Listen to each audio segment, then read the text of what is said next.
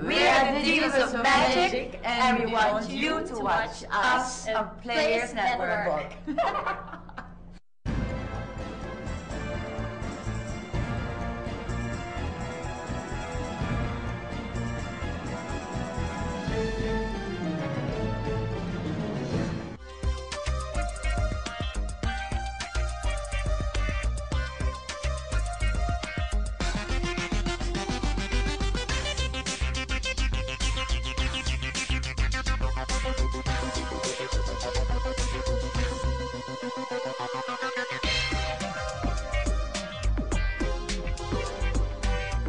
Hans is a real magician. He's done this since he's 8 years old. He's not a, this isn't a trendy thing. And you know, I think like performers are just lost. It's a lost art.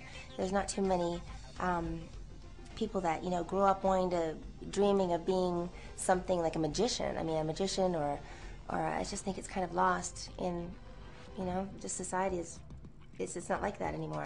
Everyone's a rock star, everyone, you know, lip syncs, everyone's, it's so manufactured, and he's a real artist, and I fell in love with him. I mean, my friends are all artists. I have great friends who are genuine, you know, artists, and he's a real artist, and so I've instantly fallen in love with him. I was 10 years when I received my magic box. It was a present for Christmas. That's where the whole interest in magic started. My name is Zarina. I'm from Russia. Working with Hans already like 12 years, become partly Dutch. My name is Debbie, and I'm from Holland, and I work with Hans for 10 years now. And your name? My name is Natalie, and I say Natalie in Holland. I'm from Holland. I work with Hans for 9 years. Okay, so Hans, you've had a lot of female assistants over the years. Yes, I collect them. How old were you when you had your first female assistant? Who was she? Oh, that was my neighbor girl actually, and I was 11 years old. And I get a big fight with my neighbor because he said, "You're not gonna cut my little girl in half." I said, "No, I won't do that."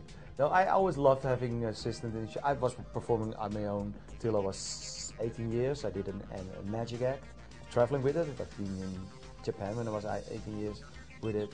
But I love grand illusions, you know. I love both, all the different disciplines in magic. I also love sleight of hand, what I'm also doing often in my show, but I prefer the grand illusions. And for that, you're not gonna do that alone, you know. You need a good team, and it's like top sport. So I was always looking for great girls.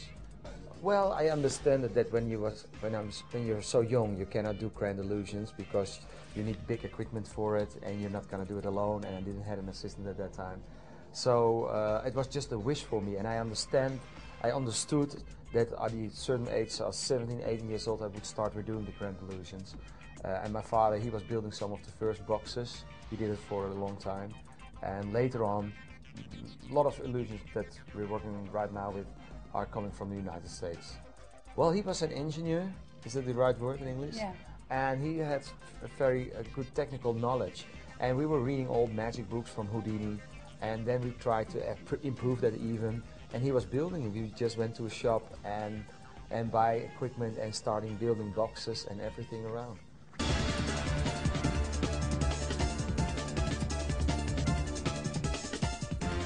Oh, that was great because I received a prize. It was the first time that I was in a newspaper, so the whole family was proud, you know. I was against 2 other magicians. It's like a dance contest.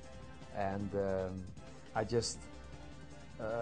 I received the first prize for Best European Young Magician, and I was very proud of that. And the competitors, the other ones, they were from Germany and France and Greece and from all over Europe. I love being in competitions. And I'm now again in competition because Vegas is all about competition. There are 149 shows on the strip, and everybody wants to be the best, and everybody wants a full house. So it's very exciting.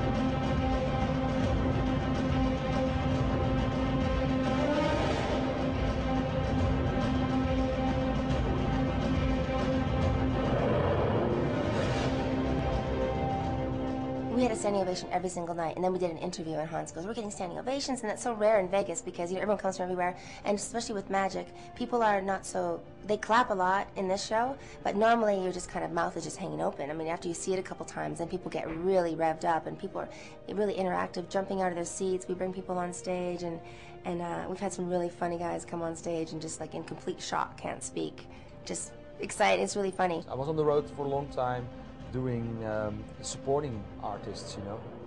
I was just happy being in their shows. I was just a support act, like I was performing before they came on stage to warm up the audience. So I was just very grateful that I had a chance to be in their shows. And now it's the other way around. Now we have a support act.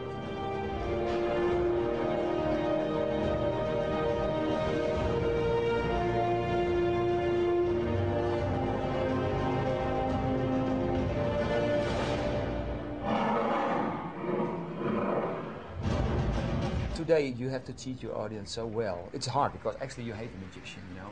Magician is a guy that cheats you, is cheating on you, and you're even paying for that. So he has to do it so good, and it has to be so romantic and fascinating and spectacular that you start loving the people who are doing the magic on stage. And we try to do that in the 2-hour show we're doing. But it's definitely true, they're only hoping for mistakes.